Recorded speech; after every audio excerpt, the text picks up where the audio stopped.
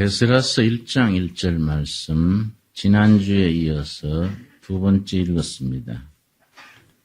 1장 1절 말씀도 함께 보겠습니다. 바사왕 고레스 원년에, 바사는 페르시아라고 말씀드렸고, 고레스 왕은 사이러스 대제. 사이러스 장군이 바벨론 제국을 쓰러뜨리고 페르시아를 건국한 이 원년은 BC 549년입니다. 그때 난공불락의 바벨론 성을 땅굴을 파서 땅굴 작전으로 하룻밤 사이에 무너뜨린 이야기를 지난주일 말씀드렸지요. 그렇게 바벨론을 쓰러뜨린 뒤에 페르시아를 세우고 이 고레스 왕이 참 자비로운 왕이었던 것이 바벨론 제국에 붙잡혀 와 있는 소수민족, 옛날 바벨론에 침공을 당해서 멸망당하고 바벨론의 포로로 끌려와서 평생 종살이하고 있는 백성들을 전부 해방을 시켜줬습니다. 그것이 이스라엘 백성들에게도 해당이 되어서 2절 말씀, 바사왕 고레스, 페르시아왕 사이러스 대제는 말하노니 하늘의 신 여호와께서 세상 만국으로 내게 주셨고 나를 명하사 유다 예루살렘 전을 건축하라 하셨나니. 근데 우리가 주목해야 될 것은 고레스 왕은 하나님 믿는 사람이 아니라는 사실입니다. 이방의 권력자고 이방 제국의 왕인데, 그러나 하나님의 역사에 그 고레스가 쓰임을 받았다는 것입니다. 이것이 성경의 역사관을 이해하는 데 있어서 중요합니다. 하나님은 에브당 안에 있는 사람, 하나님을 믿는 사람만 사용하시는 것이 아니고 온 세계에 하나님의 필요를 따라 섭리를 진행시키시는데 다 사용하신다는 것. 이걸 섭리사관이거든. 섭리사관. 하나님께서 구속의 역사를 진행시키시면서 세상 왕도 세상 나라들도 다 사용하신다. 그걸 우리가 고레스 왕의 경우에 짐작할 수 있습니다. 그래서 이스라엘 백성, 포로된 이스라엘 백성들에게 공포하는 겁니다. 3절입니다. 우리 3절 한번 같이 읽겠습니다. 이스라엘의 하나님은 참신이시라. 너희 중에 무릇 그 백성된 자는 다 유다 예루살렘으로 올라가서 거기 있는 여호와의 전을 건축하라. 너희 하나님이 함께 하시기를 원하노라. 그때부터 포로로 되어 왔던 사람들이 3차에 걸쳐서 귀국을 하는데 1차 귀국하는 사람의 명단이 2장 전체에 나와 있습니다. 에스라 2장 1절, 옛적의 바벨론 왕 느부갓네살에게 사로잡혀, 이거는 BC 587년입니다. BC 587년에 바벨론 왕 느부갓네살이 예루살렘을 침공해서 예루살렘 성을 함락시키고 포로로 잡아간 그날은 BC 587년 9월 9일입니다. 9월 9일.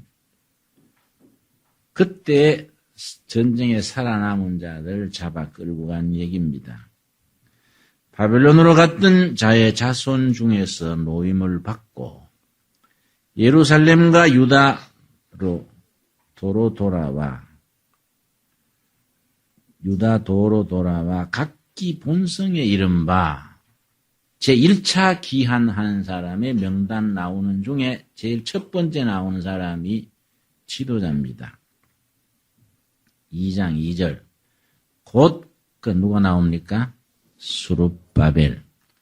스룹바벨이 지도자입니다.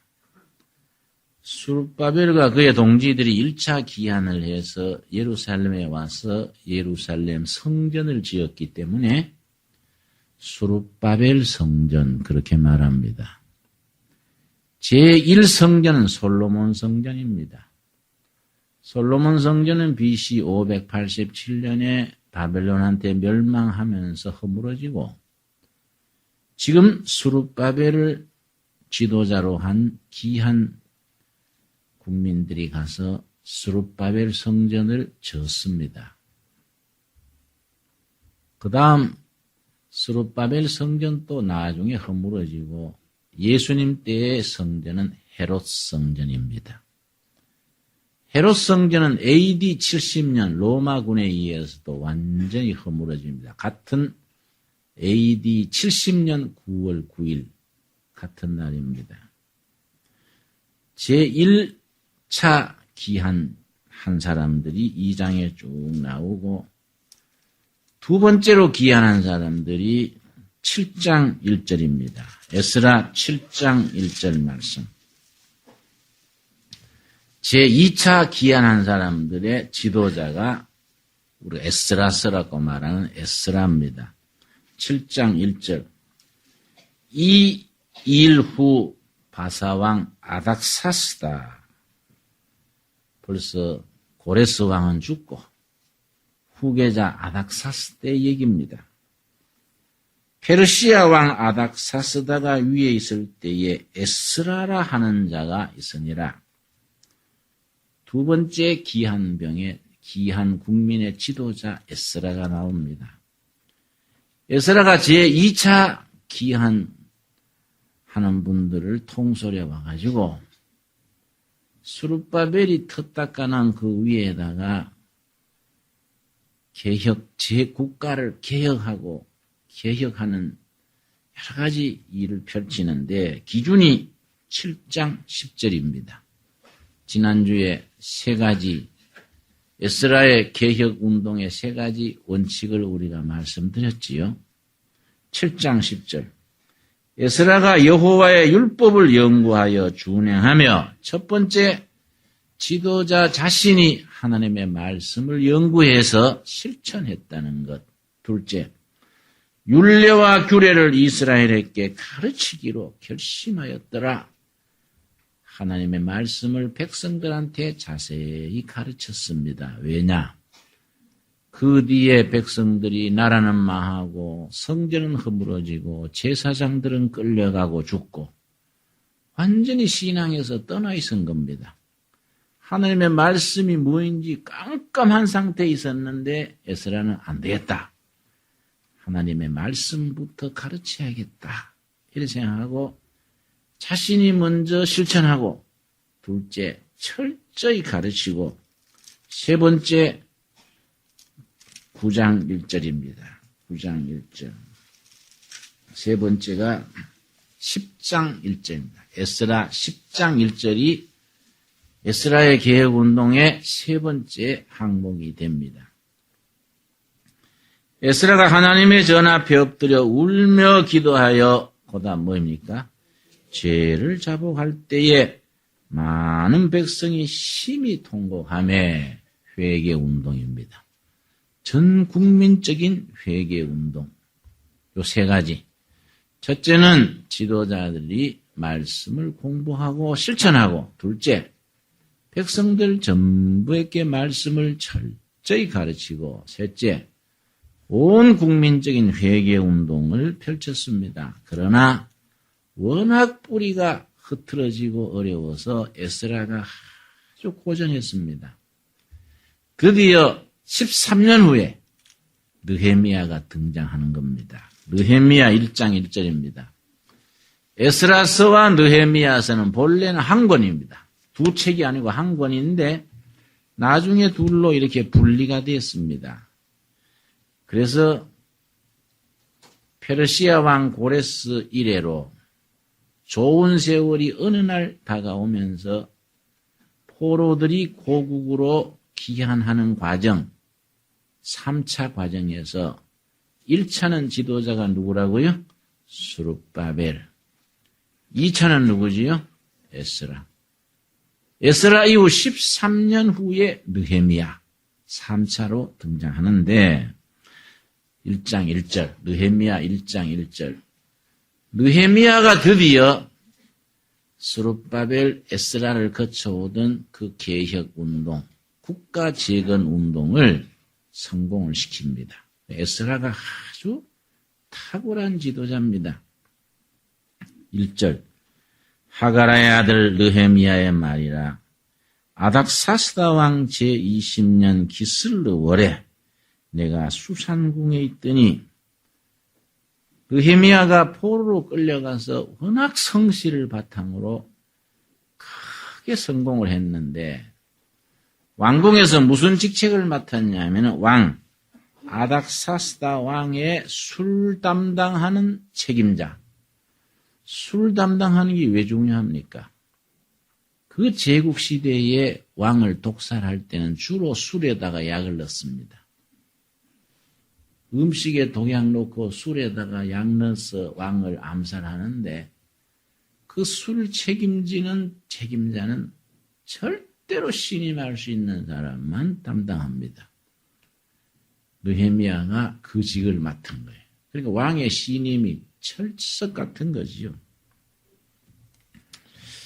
그 맡은 자리를 잘 감당하고 있는데 고향에서 동생뻘 되는 친척이 찾아와가지고 느헤미야와 얘기할 때에 그동안 고국의 사정이 어떠냐?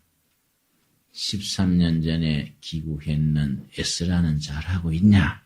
묻는단 말이에요. 그랬더니 뭐라는 건 2절이죠. 2절.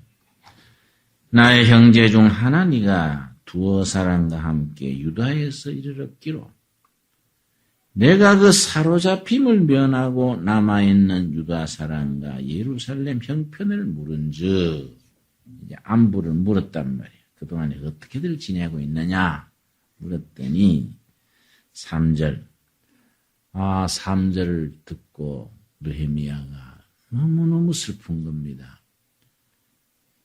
우리 조국의 사정이 도무지 좋아지질 않는구나. 아주 애통하는 거예요. 3절. 저희가 내게 이르되 사로잡힐 면하고 남은 자가 그 도에서 큰 환난을 만나고 능력을 받으며 예루살렘 성은 회파되고 성문은 소화되었다 하는지라.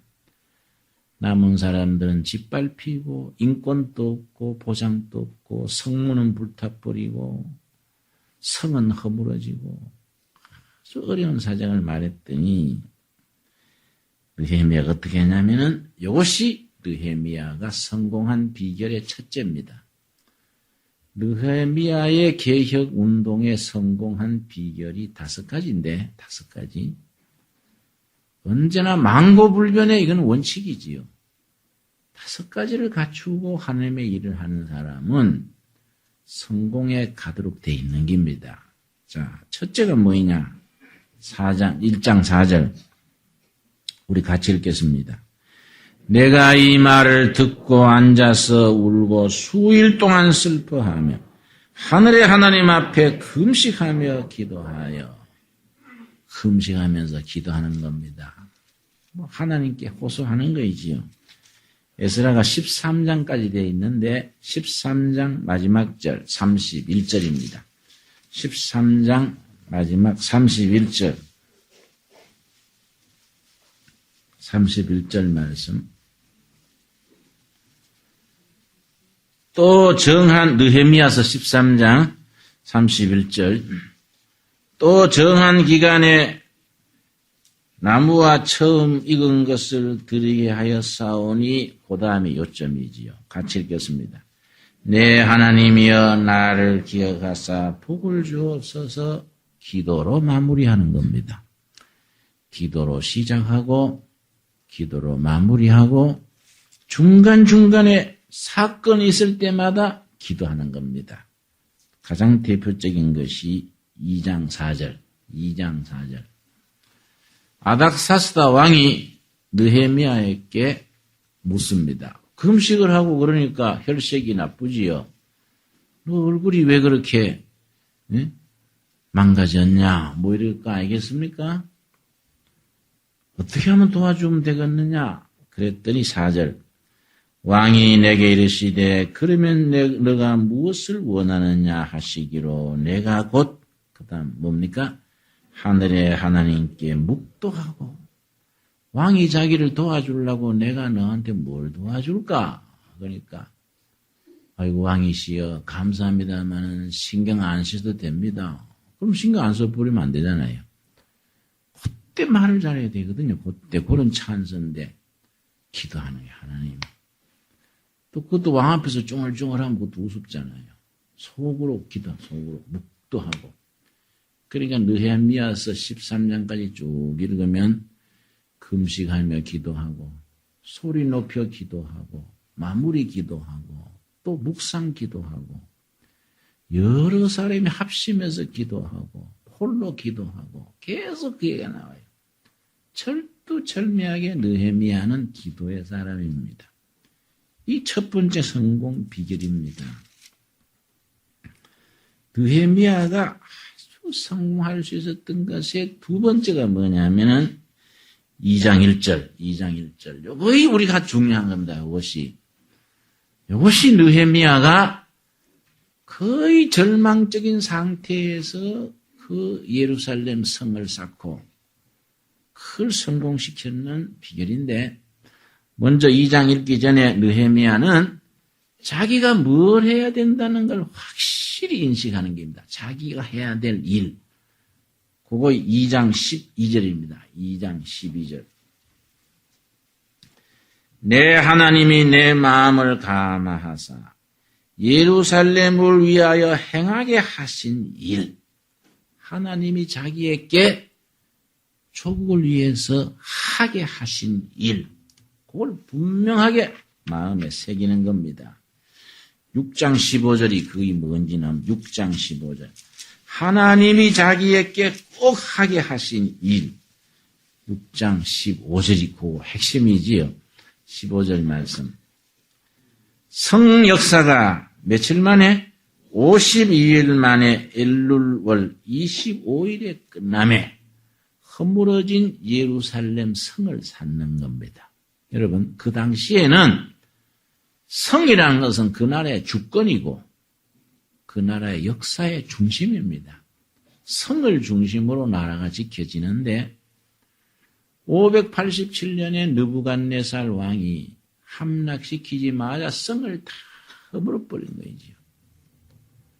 이걸 수룹바벨이 먼저 와가지고서는 예루살렘 성전을 먼저 세웠고 2차로 에스라가 와가지고는 성을 쌓는 걸 착수했는데 주위에 있는 다른 부족들이요. 그렇게 해방을 놀아가지고 성문 쌓아놓으면 불질러 버리고 문 달아놓으면 허물어뜨려 버리고 에스라가 지쳐가지고 기진맥진해 있을 때에 준비된 일꾼 느헤미야가 등장하는 겁니다.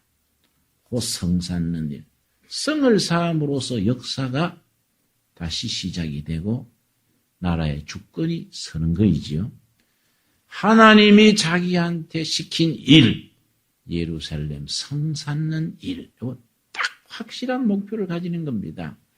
그걸 위해서 2장 1절부터 느헤미야가 이 성공할 수 있었던 그 기초가 나오는데 근데 우리 대체로 신앙이 좋다는 사람들, 체험이 있다는 사람들이 요것을 등한시해요. 요 점을 우리가 가볍게 생각하면은 일꾼 되기가 어렵습니다. 자, 2장 1절 제가 읽습니다. 아닥사스다 왕 20년 니산월에 왕의 앞에 술이 있기로 내가 들어 왕에게 드렸는데 이전에는 내가 왕의 앞에서 수색이 없었더니 항상 왕을 모실 때 즐거운 마음으로 밝은 표정으로 왕의 시중을 드렸는데 지금은 다르단 말이에요. 며칠 금식하고 난 뒤에 얼굴에 표가 나지 않습니까? 2절. 왕이 내게 이르시되 너가 병이 없거늘 어찌하여 얼굴에 수색이 있느냐. 슬플 숫자죠. 슬플 숫자. 왜 얼굴이 요새 그렇게 슬픈 기색이 있느냐. 늘 명랑하고 씩씩한 사람이 요즘 왜 그러냐. 그랬더니 그때 말 잘해야 되거든요. 혹시 이 녀석이 나한테 불만이라도 있나. 절대 권력자는 항상 의심이 많고 그런 사람들은 참 다 대하기가 어렵지요. 그래서 3절 2절 끝에 뭐랬습니까? 그때에 내가 크게 두려워하여 3절 왕께 대답하되 왕은 만세수를 하옵소서. 동양에 그런 식으로 하지요. 여러분 텔레비전 중국 사람들 그러지요. 만세 만세 만만세. 그럼 들었습니까? 왕 앞에 얘기할 때 만세 만세 만만세. 뭐 한국 같으면 상감만마 아래옵나이다. 뭐 이런 식이죠. 왕이여 만세수를 하옵소서. 그러고 그 다음 대답이요 기가 막힌 겁니다. 이런 걸 지혜라고 해요. 지혜. 여기 아주 역점입니다. 뭐라 그러냐면 나의 열조에 묘실 있는 성읍이 이제까지 황무하고 성문이 소화되어 사오니 내가 어찌 얼굴에 수색이 없사오리까. 내가 두고 온 조국이 엉망이라서 내가 얼굴에 슬픔이 있습니다. 이러면요. 불충성한 거예요. 너 지금 날 섬기면서 고국 생각만 하면 너는 괘씸한 지고 뭐 이래 되기 쉽단 말이에요. 그래서 느헤미야가 뭐라 하냐면은 우리 선조들의 묻힌 묘지가 황폐져 있으니 내가 자손된 도리로 슬픕니다. 같은 말인데 굉장히 효자잖아요. 야, 참 효심이 지극하구나. 사실은 잘못된 말이 아니지요. 선조들의 묘지가 다 성 안에 있지 성 밖에 있는 건 아니란 말이에요. 예루살렘 성이 황폐해져서 슬픕니다. 그러면 의심받기 쉽지요. 내 조상들의 묘지가 쑥대밭이 돼 있어서 내가 자손으로서 슬픕니다. 그랬더니 왕이 그 조상을 섬기고자 하는 마음은 다 같지요. 다. 그래서 왕이 뭐라냐 하면은 왕이 내게 이르시되 그러면 너가 무엇을 원하느냐 하시기로 내가 곧 하늘의 하나님께 복도하고 왕이 그 말에 마음이 닿은 거예요. 그래서 그럼 내가 뭘 도와줄까? 그때 대답 잘해야 되지요? 잘해야 되지요? 말씀은 감사합니다만은 바쁘신데 신경 쓰지 마십시오. 이러면 안 된다 이 말이에요. 또 거기다가 여러 딴소리도 안 되지요. 그 대답을 잘하는 게 대답을. 왜 대답을 바르게 할 수 있느냐? 준비되어 있기 때문에 준비가 되어 있는 거예요. 여러분 하나님이 사람을 쓰실 때 준비된 사람을 쓰십니다. 준비된 사람. 특별히 청년 학생들은요. 준비를 안 하고 큰 일을 하려고 그래요. 준비된 사람을 쓰시는데 우리나라는 이게 문제예요. 준비가 미처 안 됐는데 높은 자리에 올라가면은 자기도 복잡하고 나라도 시끄럽고 느헤미야가요.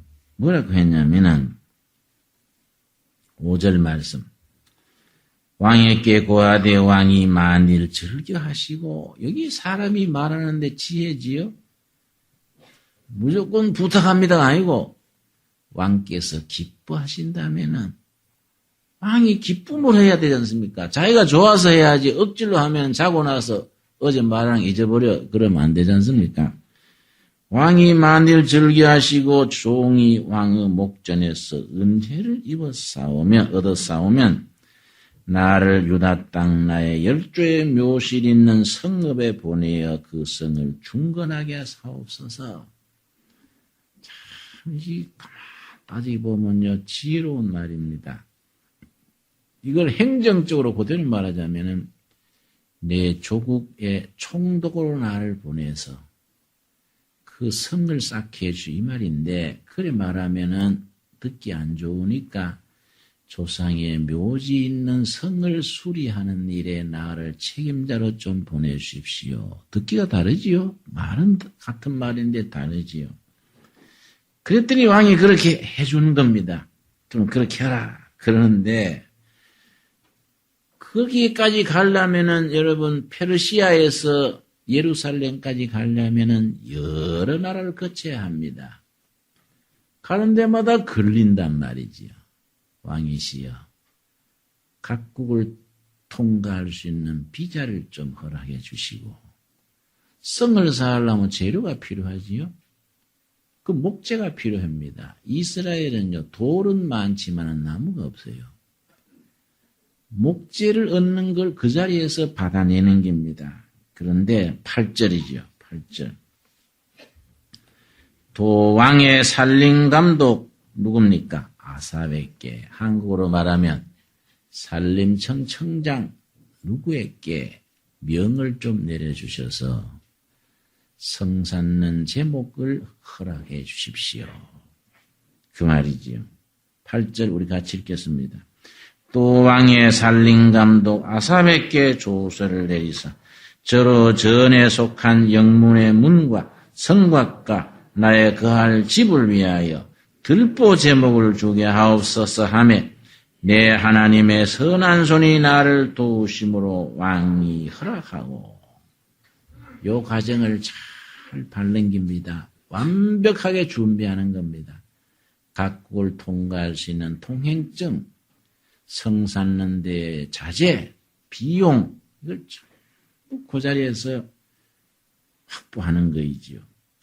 그래가지고서는 고국에 돌아와가지고 에스라가 기진맥진해 있던 것을 이어봤는데 느헤미야가 성공할 수 있었던 결정적인 성경이 뭐냐면 3장입니다. 3장이 여기 중요한 겁니다. 성 쌓는 일을 어떻게 전개했느냐면 3장 1절 때 대제사장 엘리야십이 그 형제 제사장들과 함께 일어나 양문을 건축하여 대제사장도 성 쌓는 노동에 전부 같이 하는 겁니다. 대제사장이라고 해서 성전에서 제사만 하고 있는 게 아니라 성 쌓는 노동의 상하 간민이 전부 같이 일하는 겁니다. 2절 첫마디가 뭡니까? 그 다음은 여리고 사람들이 건축하였고 또 그 다음은 4절 첫마디가 뭡니까? 그 다음은 학고스의 손자 나오지요? 5절 첫마디가 뭐이지요? 그 다음은 여러분 느헤미야서 3장이 32절까지 있는데 그 다음은 이 37번 나와요. 이건 뭘 말하느냐? 팀워크입니다. 팀워크.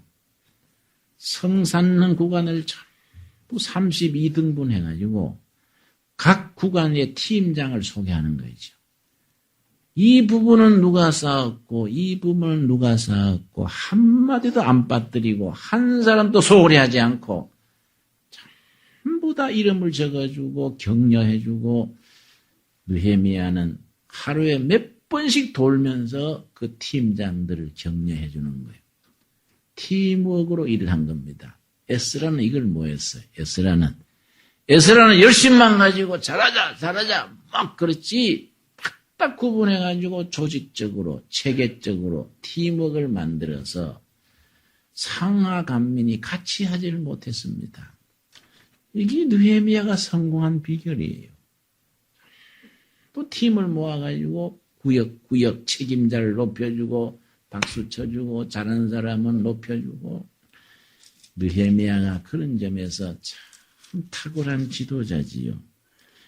느헤미야가 결정적으로 성공하셨던 건 뭐냐면은 8장 1절입니다. 8장 1절 말씀. 일을 하다가 지칩니다. 지치고 힘들 때 지치고 힘들고 기진맥진할 때 하나님의 말씀을 가지고 전부 뭉치게 하는 겁니다. 말씀을 깨우쳐가지고 모두들 모으는 거지요. 자, 8장 1절. 이스라엘 자손이 그 본성에 거하였더니 7월에 이르러 모든 백성이 일제히 수문 앞 광장에 모여, 한국식으로 말하면은 전부 여의도 그 운동장에 전부 모여가지고 어떻게 했냐면은 8절 말씀. 자, 2절 봅니다. 2절. 8장 2절. 7월 1일에 제사장 에스라가 율법책을 가지고 남자, 여자, 무릇 알아들을 만한 회중 앞에 이르러 남녀노소 다 모아놓고 3절. 수문 앞 광장에서 새벽부터 오전까지 남자, 여자, 무릇 알아들을 만한 자의 앞에서 읽음에 뭇 백성이 그다음 뭡니까? 율법책에 귀를 기울였는데, 뭐 말씀 사경회를 한 겁니다. 8절 말씀, 8장 8절. 하나님의 율법책을 낭독하고 그 뜻을 해석하여 백성으로 그 낭독하는 것을 다 깨닫게 하며 9절 첫째 줄 뭡니까? 같이 읽읍시다. 백성이 율법의 말씀을 듣고 다 우는지라. 말씀에 은혜 받고 감동해서 그렇구나. 우리가 힘을 내야 되겠구나. 이 하나님의 역사구나. 감동을 해서 우는 거예요. 말씀을 깨닫고 모두 감동하고 감격했는 그거의 개혁운동, 썽 쌓는 운동을 하다가 지쳤을 때에 힘을 얻게 하는 거예요. 그래서 결론이 뭐냐면 10절이죠. 10절.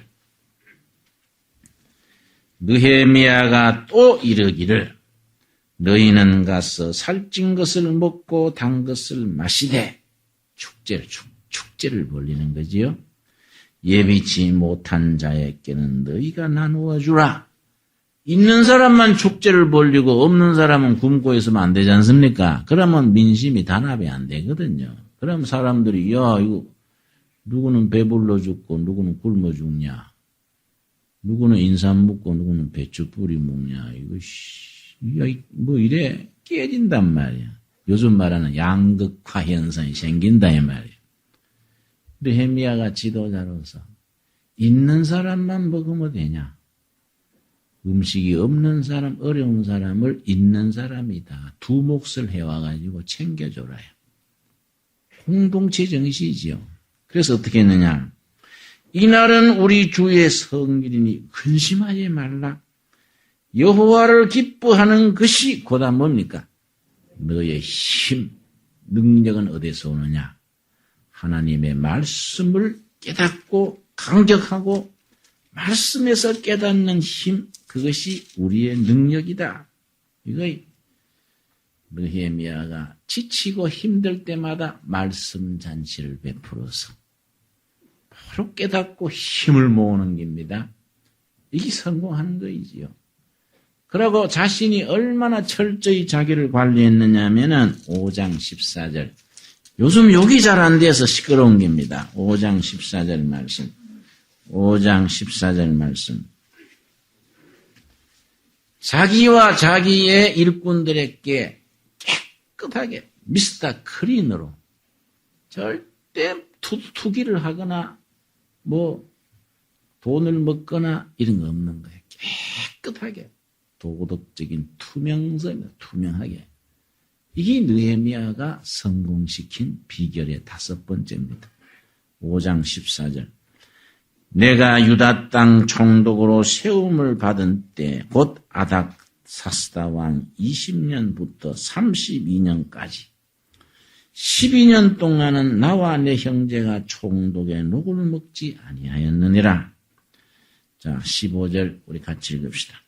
이전 총독들은 백성에게 토색하여 양식과 포도주와 또 은 40세겔을 취하였고 그 종자들도 백성을 압제하였으나 나는 하나님을 경외함으로 이같이 행치 아니하고.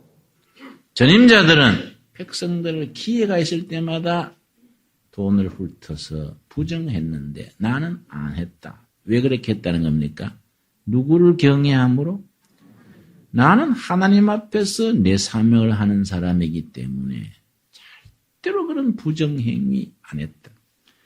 자기만 그렇게 안 한 게 아니라 16절이죠. 자기 밑에 동료들, 부하들 전부 단속하는 겁니다. 도리어 이 성 역사에 힘을 다하여 그 다음 뭐이지요? 땅을 사지 아니하였고.